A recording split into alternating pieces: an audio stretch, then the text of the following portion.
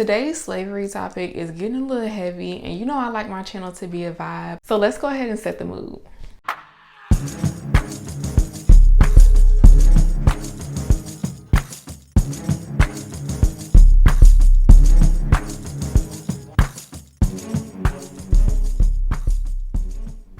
Harriet Tubman was born with the name Araminta Ross, but everybody called her Minty for short.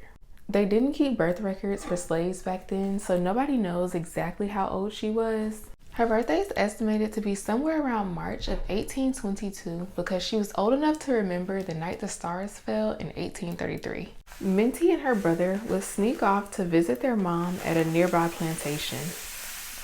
This would end up being good practice for what Harriet Tubman later became known for. Every year in mid-November, Earth passes through a huge meteor cloud.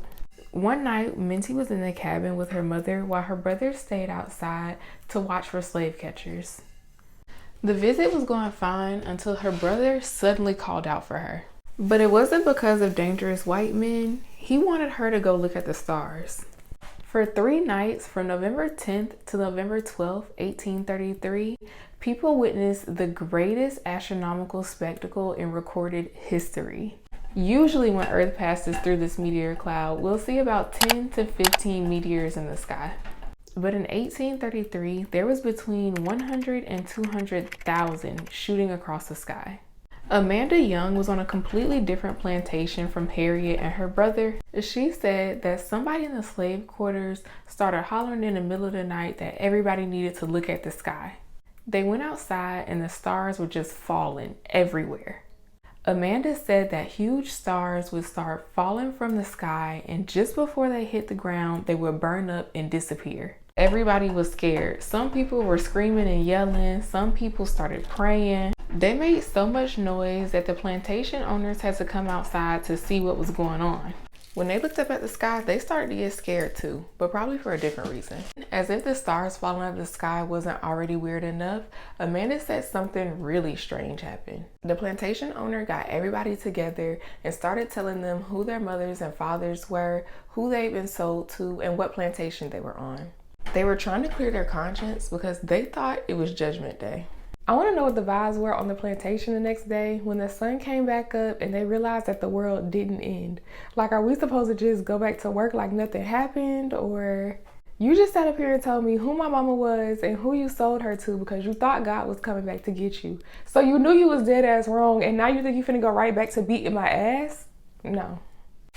I know Kanye pissed a lot of people off when he said slavery was a choice, but I think this might be an example of what he meant. The stars are literally falling from the sky, and Massa just told you who your family is and where they are. So I wonder why they didn't just leave that night. If the world was ending, what else did you have to lose? You might as well take the risk, right? It seems like the mental slavery was the hardest part to break free from.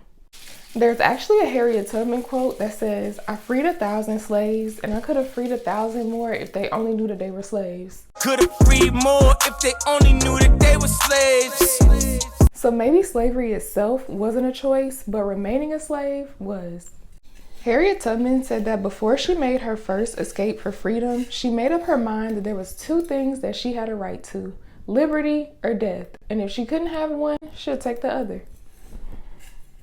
Now, she couldn't free anybody's mind, but for anybody that was ready to make the same choice she did, she would help lead the way. But how did Harriet Tubman know which way to go?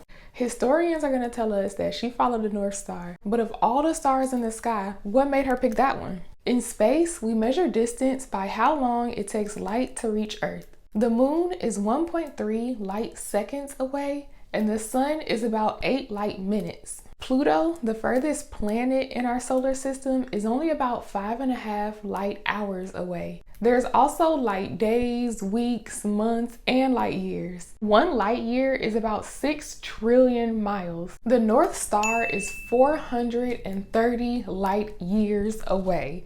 It takes about 430 years for the light from the North Star to reach Earth. The same light that guided Harriet Tubman and thousands of other slaves to freedom has shined more than 400 years before any of them were even born. No matter how far away it seemed, Harriet Tubman said, "God's time is always near. He gave me strength and set the North Star in the sky. He meant that I should be free."